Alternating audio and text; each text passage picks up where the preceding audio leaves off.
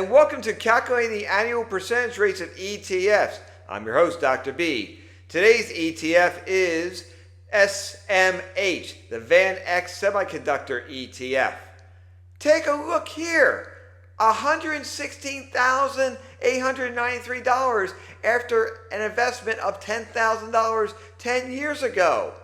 That's much better than the index, and the index is absolutely astronomical if you made $76,292 on a $10,000 investment, or that's what your investment would be worth today. Still, your investment worth over $100,000 over a $10,000 investment? Well, how do we get there in the past 10 years? We'll go over the last 4 years, including this year, 2025, where we're up year to date 17.8%. In 2024, SMH was up 39%. And in 2023, it was up a whopping 73%. No one can predict an ETF is going to be up 73% in 1 year. However, in 2022, the ETF was down 33.52%.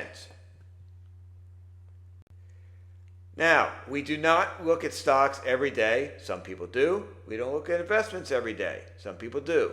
I like to look at mine once a week or update mine once a week. If you update yours once a month, that's copacetic. But you want to take a look at growth maybe over a 3-month period where this ETF is up 48.71%. Year to date, once again, is up 17.84%. These are called trailing returns for SMH. Over the past 3 years, you can go back 3 years and see it's up 37%, which is absolutely phenomenal. Over the past 5 years, still phenomenal at 29%. And over 10 years, this ETF is up 28.56%. So wait a minute, if I'm getting my information from Morningstar and I see it's up 28.56%, then why do the math? Well, you can't always go by what you see online. You can. Morningstar is a reputable company, but let's see how we get there, because I like doing the calculations as a math teacher, and it's something you need to learn about. What else do we have to know here that's so important? Risk. Look at the risk here. It is not just extreme, it's at the highest extreme of 110 risk score. That's off the charts. Why it's so risky? Because number one, it's one sector. It's one area of sectors called semiconductors, and you gotta look at where semiconductors are made, such as Taiwan. Well, what's the closest country to Taiwan? China. I won't get into the politics. We don't do that on this show. That's not the point. But you have to find out and do your own research why investments are risky. And this is the extreme. This is the most risky investment I have besides a crypto ETF, and we'll get to that later on next month. But the risk versus category is an above average risk, but the return is highly phenomenal. It's highly rated.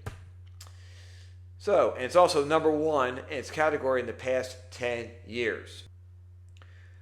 SMH is made up of 100% technology, where in other semiconductors, it might be about 75% technology and 11% communication services.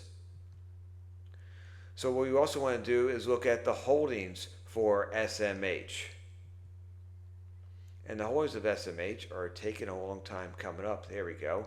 NVIDIA is the number one holding at 21.45%, followed by Taiwan Semiconductor, 10.96%. And you look at the rest on your own. Stop the video if you want to. You might have heard of these companies like Broadcom and Texas Instruments. I'm sure you all have heard of. That's the calculator I use all the time. My TI-30 calculator comes in handy. Currently, there are only 25 holdings in SMH. We only seen the top 10. Do your research to find out what are the other 15 holdings of SMH. Let's take a look at a 5-year chart of not only SMH, but XLK, the technology ETF, VUG, the Vanguard Growth ETF, VXUS, the international ETF of Vanguard, and Vanguard's domestic ETF, VTI. I own all of these except for VXUS because I have money in mutual funds that are international. SMH, the past 5 years, it's up an astounding 273.8%. Look at the chart here. See how much bigger it is, how much larger it is. It does go through peaks and valleys like many other investments, but it still not only goes through peaks and valleys, it rebounds, it goes higher. And it seems like it goes higher just about every single time, except for maybe back in, looks like 2022. Technology, still 5%, 5-year gain of 148%. It's phenomenal. That's why I own these ETFs. Growth fund, 122%. Growth drives the market. Your money should be in growth. And yes, even though international has done well lately, it's up 44% over 5 years, you should still spread your money throughout international. And then domestically, it's up just about 100% over 5 years, which is an exceptional interest rate or exceptional gain. Let's just say exceptional gains. These gains are phenomenal. If you only own these 5 ETFs, there's nothing wrong with that. Now, we're going to go through this very fast, going through the calculations. SMH's dividend is only paid annually, so it's actually less calculations. However, the yield is only pays 0.38%, while the expense ratio is 0.35%. So it's kind of a wash. Yes, it has an expense ratio. A lot of Vanguard's expense ratios are less than this, but you get so much more. So here's our formula. We're going to use A for now on as the present value, P is your principal, R is your annual interest rate, and T is time in years. And I'm going to be going very fast through the chart. Very fast. Compound interest formula, there it is. That's your statement in reason 1. Statement in reason 2, you have substitution. Let's substitute the numbers in. $116,893 is your present amount based on a $10,000 investment times 1 plus R raised to the 10th power.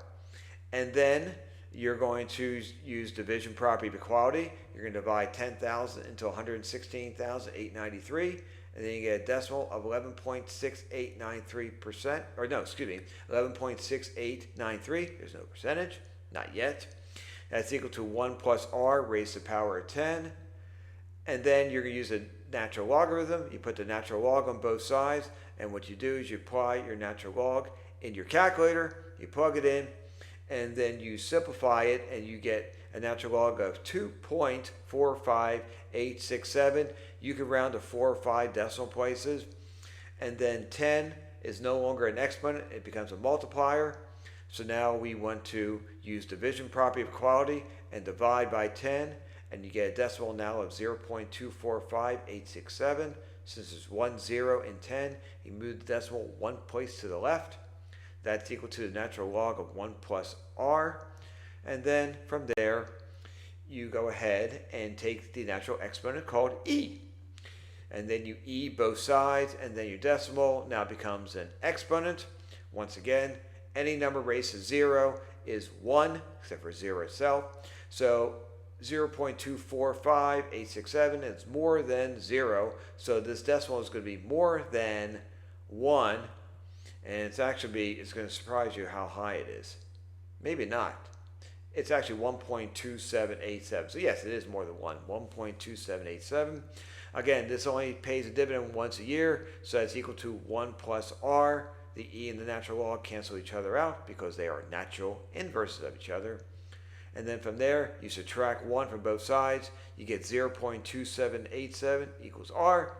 And just to go back to our geometry days, you then apply what's called the symmetric property, and therefore R equals 0.2787. You like to keep your variables on the left side.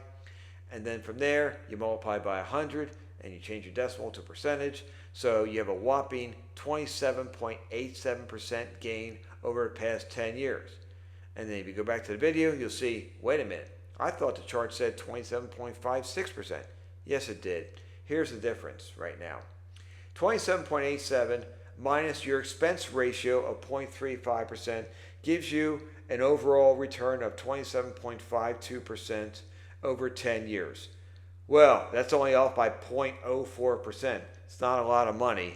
So a 27.5% gain over 10 years, no one can predict that. No one can say it's going to happen always, but semiconductors is an excellent investment. It is risky, it's high risky, and once again, always remember, past performance does not indicate future results.